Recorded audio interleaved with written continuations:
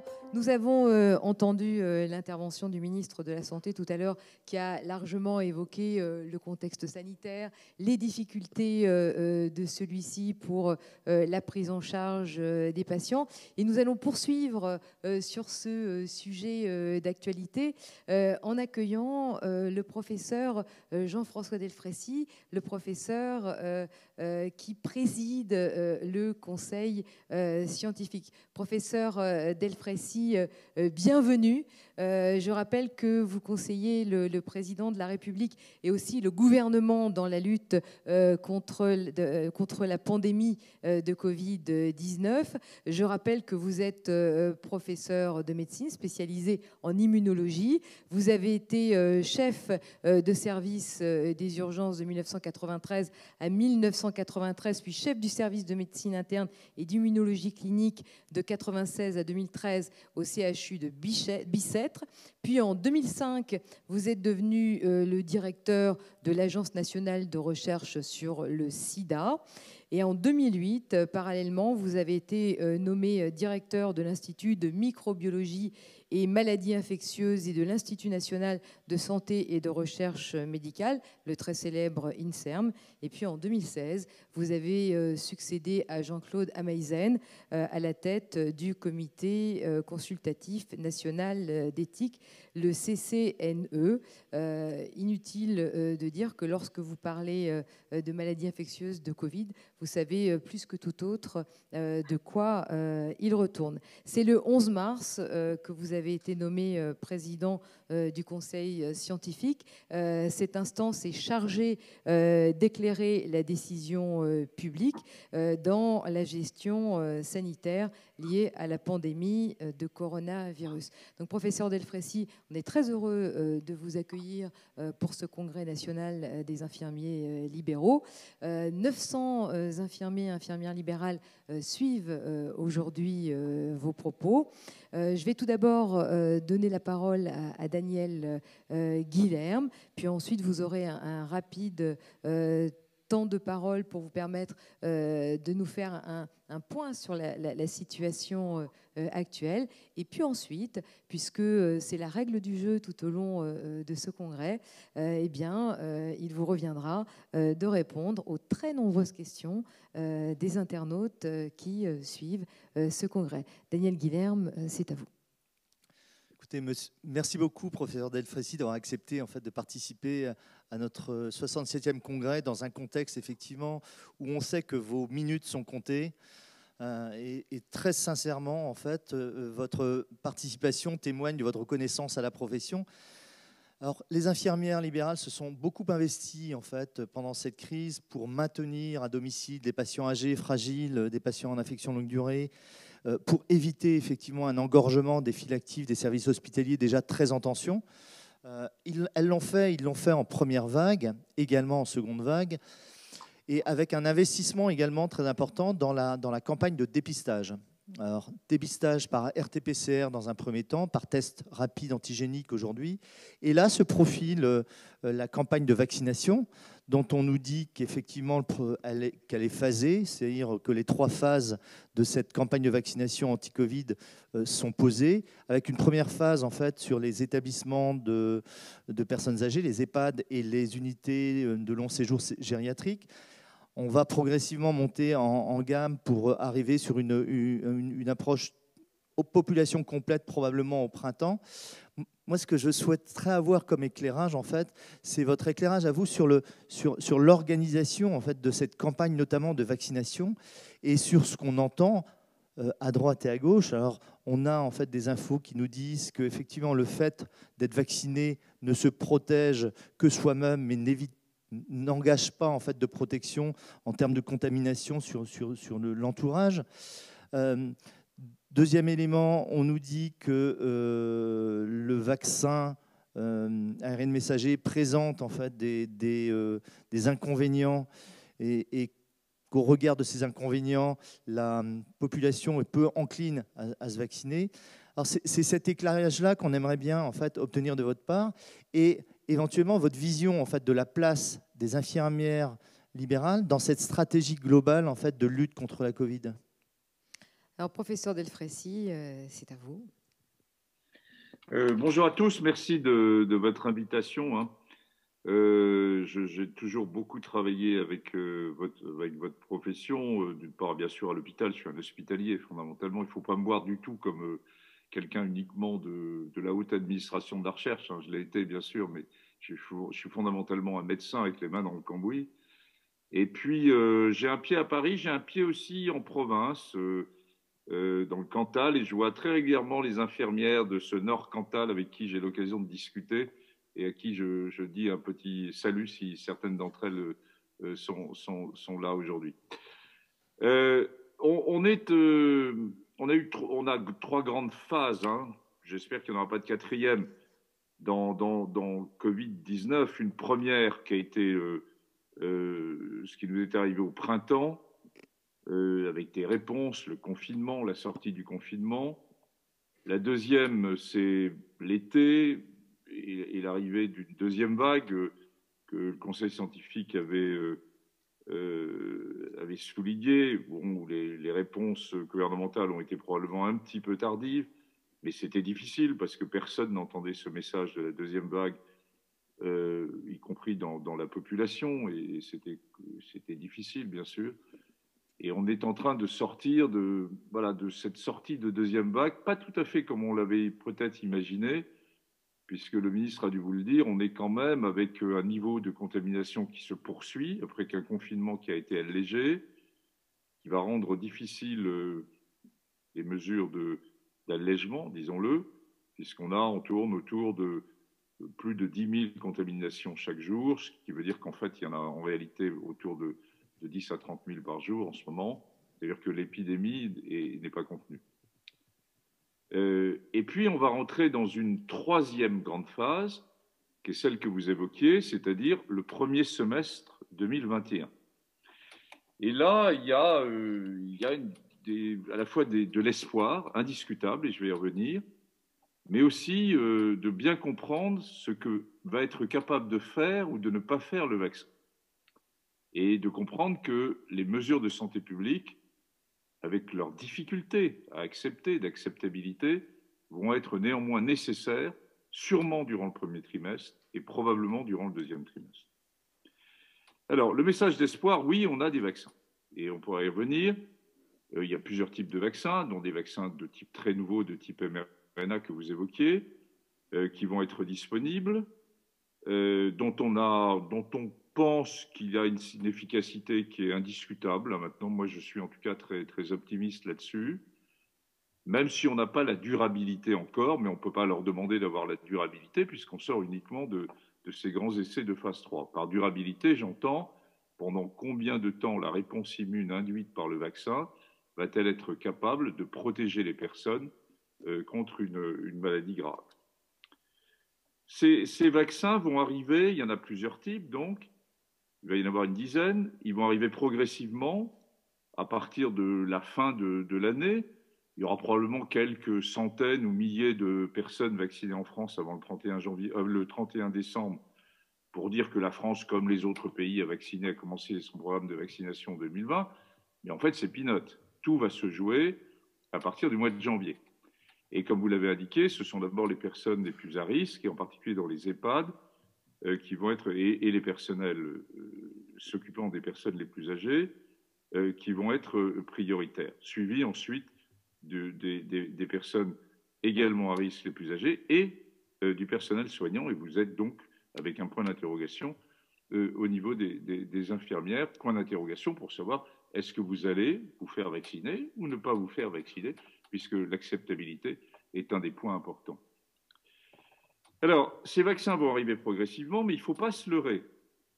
Nous avons 22 millions de personnes à risque à cause de l'âge ou de facteurs de comorbidité en France. On les aura vaccinés dans le meilleur des cas avec différents types de vaccins, pas avant la fin avril. Je vous rappelle qu'on est bien couvert après 2 injections pour la majorité de ces vaccins. Et probablement, il y aura un peu de retard. Donc, ça veut dire que la population la plus à risque ne sera pas couverte par les vaccins avant cette période.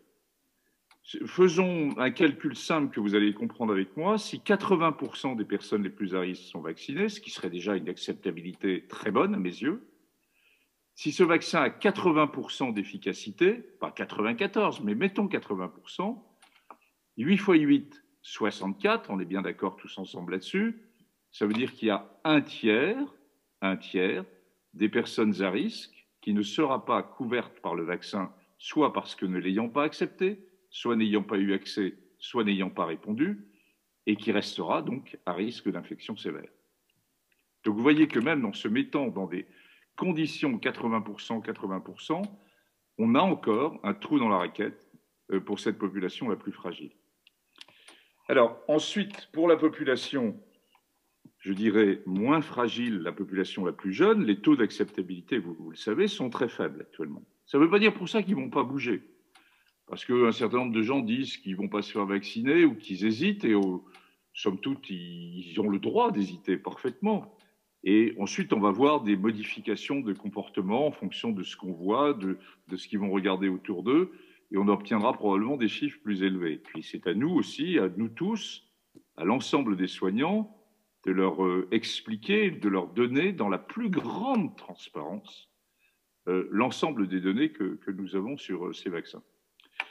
Alors tout ça pour vous dire que pendant le premier semestre, le vaccin ne va pas changer et ne doit pas changer notre attitude par rapport au Covid 2019, puisque nous ne couvrirons pas l'ensemble des personnes à risque, par exemple au mois de mars. Si nous laissions l'ensemble des mesures barrières, si nous laissions l'ensemble des précautions et que nous avions une troisième vague au mois de mars, eh bien, à ce moment-là, on aurait la même chose, exactement la même chose que ce qui s'est produit à la fois au mois de mars, mais de l'année précédente, du 2020, et au mois de septembre et au mois d'octobre pour la deuxième vague.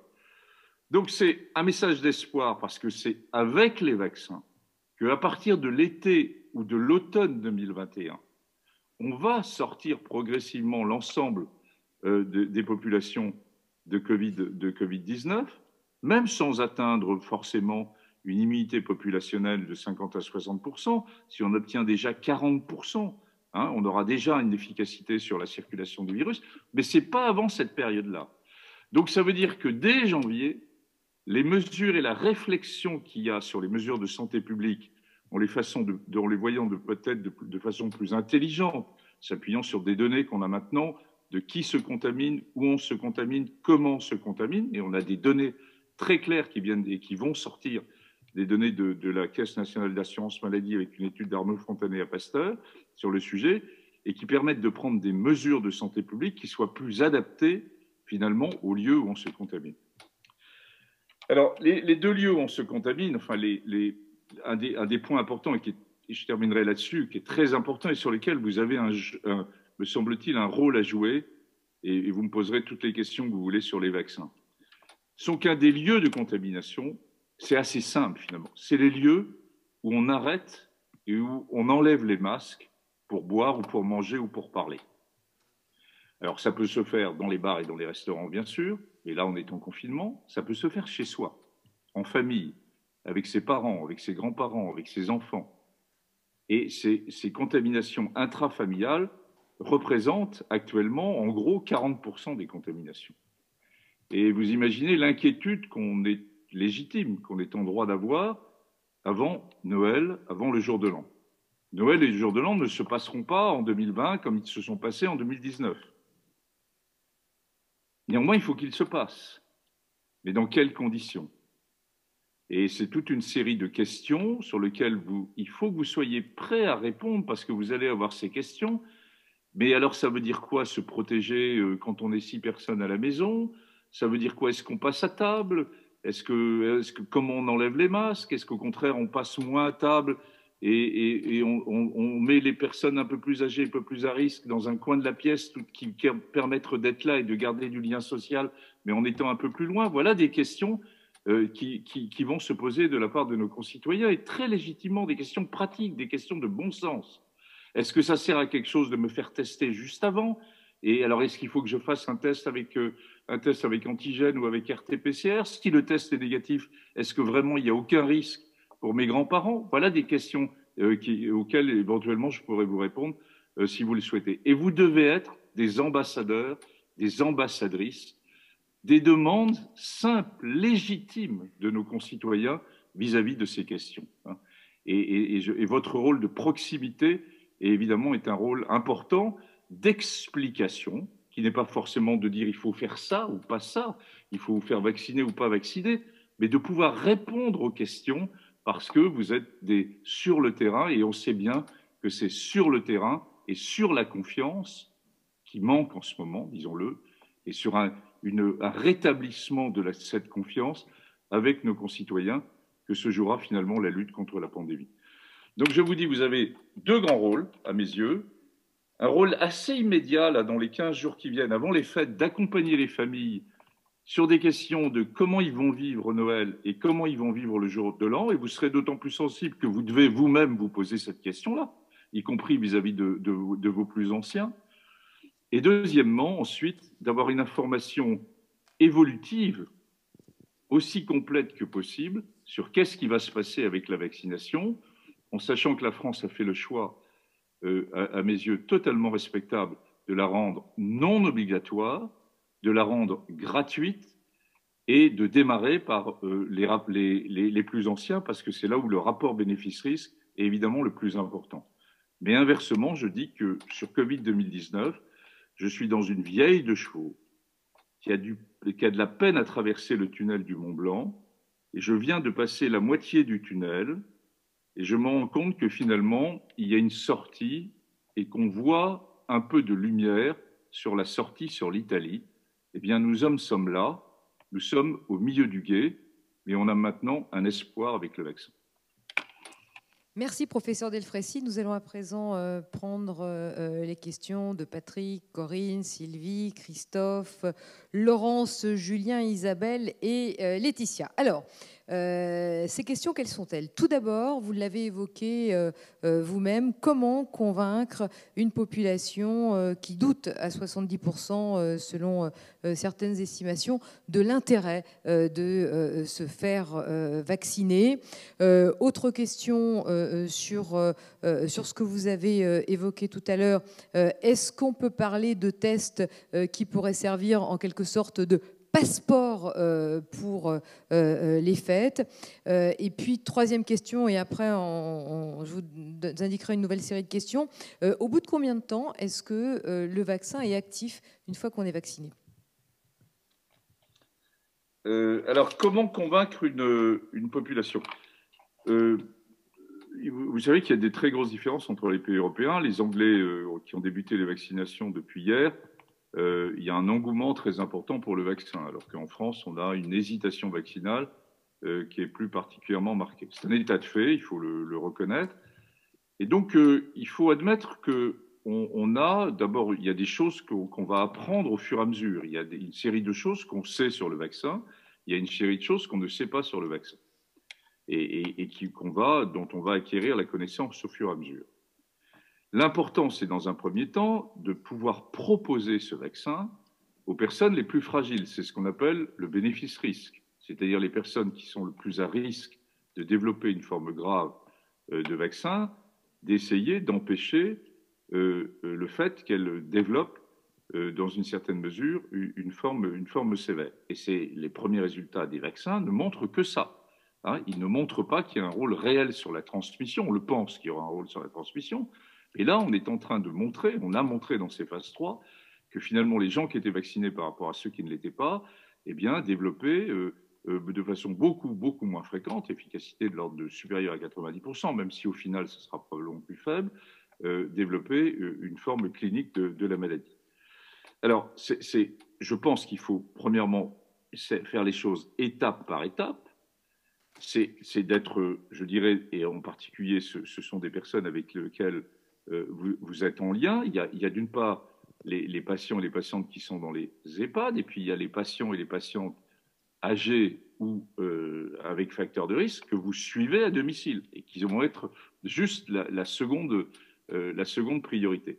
Eh bien, c'est pouvoir en discuter avec eux. C'est leur expliquer que avec ce type de vaccin, on peut peut-être avec une proportion relativement élevée, supérieure de l'ordre de 80-90%, leur éviter de développer une forme sévère, alors que la fréquence des formes sévères est beaucoup plus accentuée chez eux. Je rappelle que 85% des décès de Covid, première et deuxième vague confondues, est survenu chez des gens de plus de 65 ans.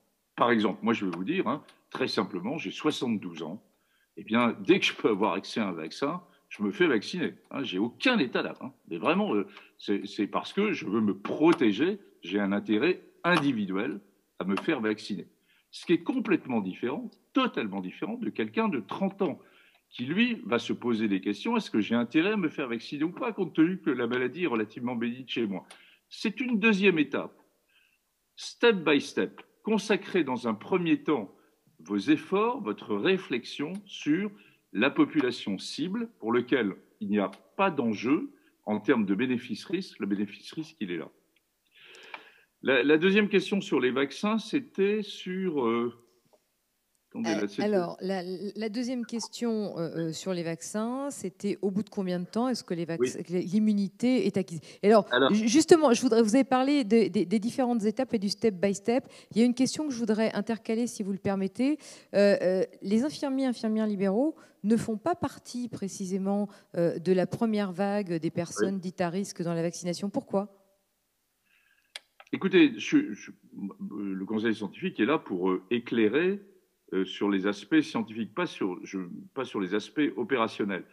Le modèle a été mis sur les EHPAD et donc à la fois parce que c'est là où il y a, je dirais, un nombre de personnes âgées à facteur de risque majeur qui étaient concentrés et c'était logique qu'il y ait une priorité.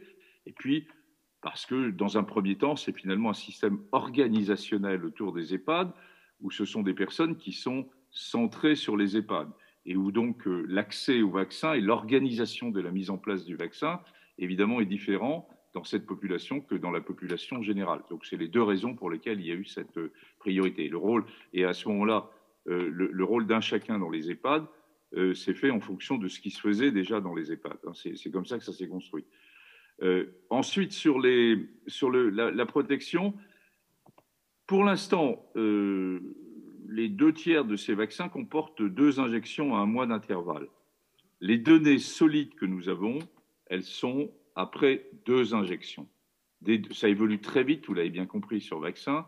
Des données sorties hier sembleraient montrer qu'après une seule injection, pour un des vaccins mRNA, il y ait déjà une protection après 4 semaines. Mais globalement, retenez l'idée que pour être protégé, il faut 2 injections qui ont lieu à 1 mois d'intervalle. Alors, est-ce que les tests, est-ce que d'abord vous conseilleriez d'aller se faire tester avant les fêtes, avant, comme dirait le Premier ministre, d'aller voir papy-mamie? Et est-ce que le fait d'être testé avant les fêtes vaut passeport? Alors, c'est une question de, finalement, et je pense que on en discutait tout à l'heure et qu'on va sortir une note pour l'ensemble, parce que cette question revient en permanence, mais qu'est-ce qu'il faut faire avant les fêtes? Et qu'est-ce qu'on va faire pour Noël et pour le jour de l'an? Il y a trois zones sur lesquelles on peut jouer. Premièrement, prendre des précautions dans la semaine avant les fêtes, peut-être. Hein. C'est-à-dire, ou savoir si on n'en a pas pris, en tout cas, si on a beaucoup bougé, si on n'a pas beaucoup bougé, etc. Et dans la mesure du possible, si on doit passer les fêtes avec ses grands-parents, eh bien, essayer de limiter le nombre de contacts qu'on peut avoir dans la semaine d'avant. Je me rends compte que ce n'est pas toujours facile. J'en ai pleinement conscience. Néanmoins, il y a peut-être un certain nombre de risques qui peuvent être évités, et autant les limiter, autant que faire se peut. Deuxièmement, faut-il se faire tester? Alors, la réponse, elle est à la fois simple et compliquée. Simple. Vous avez des symptômes, mettons le lundi ou le mardi ou le mercredi avant Noël, et vous avez une rencontre familiale le jour de Noël. Il est urgent de savoir ce que vous avez. Il est urgent de prendre des précautions. Ça, tout le monde le comprendra. Donc, de vous faire tester. Si vous avez des symptômes, vous pouvez vous faire tester avec une RT-PCR ou avec un test antigénique, puisque le test antigénique, en cas de symptômes, a une très bonne sensibilité.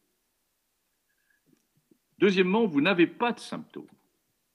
Et vous êtes le lundi, le mardi ou le mercredi avant Noël, et vous vous interrogez pour savoir si, en passant un test, eh ben, ça va vous donner une sorte de feu vert pour aller voir vos grands-parents.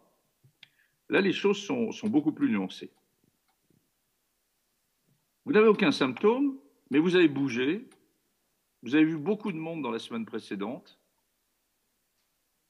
vous avez même peut-être la notion que vous avez été en contact avec un contact. Et à ce moment-là, il est légitime de passer un test et de demander un test. Si vous demandez un test de ce type, vous n'avez aucun symptôme, il faut demander une RT-PCR. Le test antigénique ne sert à rien. Deuxième point, vous n'avez aucun symptôme, vous êtes un asymptomatique, et vous voulez avoir un test diagnostique uniquement à visée de feu vert pour aller voir mes grands-parents. Eh bien, le test antigénique ne sert à rien, parce qu'il a une très mauvaise sensibilité, et ce n'est pas la peine de le généraliser, parce qu'on est capable de faire actuellement 1 500 000 tests antigéniques par jour, à peu près le même nombre en termes de RT-PCR. Et vous voyez que si on cumule sur 3 jours des millions et des millions de tests, eh bien, ça ne va pas le faire. Donc, si vous n'avez aucun symptôme, que vous pensez que vous avez une vie plutôt restreinte, sans voir trop de monde, sans contact possible avec tel ou tel contact qui aurait pu être avec le Covid, eh bien, continuez à vivre un peu caché encore les 2 jours le mercredi pour être en forme le jeudi, et de vous faire tester ne sert à rien. Alors, il y a beaucoup de questions, professeur, qui nous remontent concernant la vaccination des infirmiers libéraux qui, ça a été évoqué tout à l'heure, ne sont pas parmi les cibles prioritaires de la première vaccination. Et beaucoup nous disent, dans les EHPAD, en effet, c'est un point sensible, ça passe ou ça casse. Et auprès des patients dépendants maintenus à domicile par les infirmiers, et la crainte première des infirmiers libéraux aujourd'hui, c'est de contaminer ces patients à domicile ou ces patients maintenus en EHPAD. Pourquoi aujourd'hui ne pas vacciner en priorité les infirmiers libéraux qui vont demain aller vacciner ces patients dépendants, qu'ils soient en EHPAD ou à leur domicile? Est-ce qu'il ne faudrait pas renverser la doctrine à ce sujet? Écoutez, j'avais compris sur les EHPAD, je n'avais pas compris que les infirmiers libéraux qui s'occupent évidemment de personnes âgées, c'est souvent le cas, ou de personnes ayant des polypathologies, donc qui peuvent être des facteurs de transmission, j'avais compris qu'ils pouvaient rentrer dans le cadre de la deuxième partie de la vaccination, un peu finalement comme le personnel d'EHPAD, eux étant un personnel pour les personnes les plus fragiles. Donc je vais le regarder très précisément, j'écoute ce que vous me dites.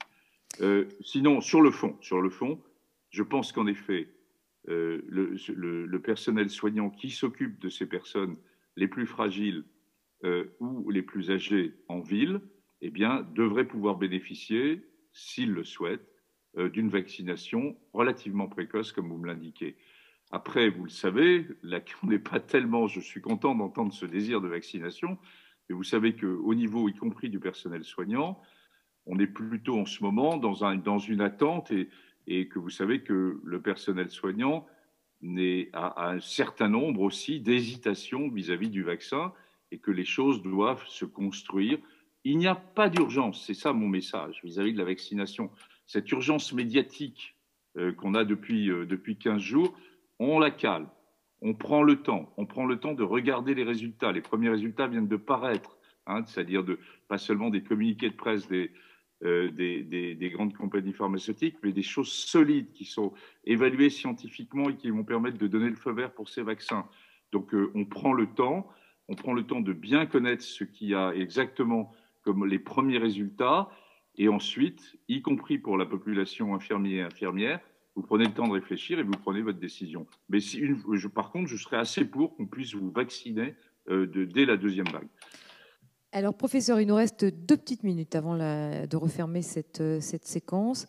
Et il y a quelques questions qui méritent encore d'être posées. Je vais vous demander de répondre à celle-ci par oui ou par non. Il y a aujourd'hui un certain nombre d'experts qui prétendent que le vaccin risque de modifier les gènes de la personne vaccinée. Ces fameux vaccins ARN messagers. Qu'est-ce qu'on peut répondre aux patients qui posent la question aux infirmiers? Est-ce que mon patrimoine génétique sera modifié si j'accepte cette vaccination? Qu'est-ce qu'on répond aux patients qui posent cette question? La réponse est non. Il s'agit d'ARN messagers et non pas d'ADN. Ces ARN ont une durée de vie extrêmement courte et ils ne s'intègrent en aucune façon dans notre ADN.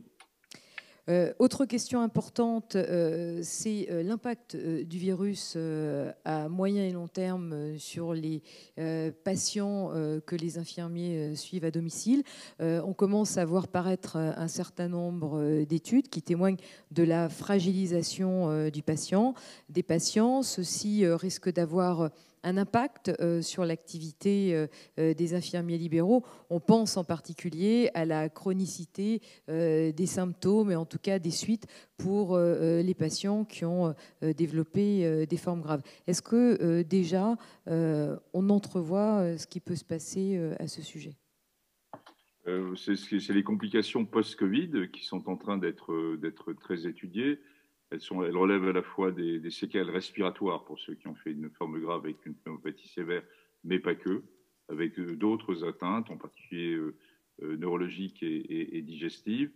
C'est une raison, à mes yeux, supplémentaire pour discuter avec vos patients, leur entourage et vos autres patients qui n'ont pas fait de Covid, pour dire que le meilleur traitement du Covid, c'est de le prévenir. Voilà, et puis une dernière question sera vraiment l'ultime question. Est-ce que aujourd'hui, compte tenu de la difficulté que nous avons à passer sous la barre des 5000, qui est l'objectif fixé par le gouvernement pour accéder au déconfinement, est-ce que déjà on anticipe une troisième vague ? Est-ce que vous, en tout cas, au niveau du conseil scientifique, peut-être avec les projections de l'Institut Pasteur, vous anticipez déjà une possible troisième vague? Là aussi, pas à pas, passons déjà la période de Noël et du jour de l'an, en essayant à la fois de fêter Noël et jour de l'an, et de ne pas en faire des foyers de contamination trop importants. Ensuite, on fera le point début janvier. On verra où on se situe au niveau de circulation du virus et on verra quelles mesures peuvent, de santé publique, puisque le vaccin, je vous l'ai expliqué, ne couvrira pas, eh bien, permettent d'essayer de limiter la circulation du virus. Et en fonction de ça, il y a une possibilité de troisième vague. Je pense que tout le monde en est conscient. Celle-ci serait plutôt pour le mois de mars, mais c'est à surveiller. Et faisons tout pour éviter qu'il y ait cette troisième vague. Merci, mille merci, professeur Delfraissy, pour cet éclairage qui a été précis. Merci à vous. Nous refermons cette séquence sur l'actualité du Covid. Et puis, j'invite à chacune et chacun d'entre vous à lire vos différentes publications, vos différentes notes. Et nous attendons avec impatience vos prochaines productions.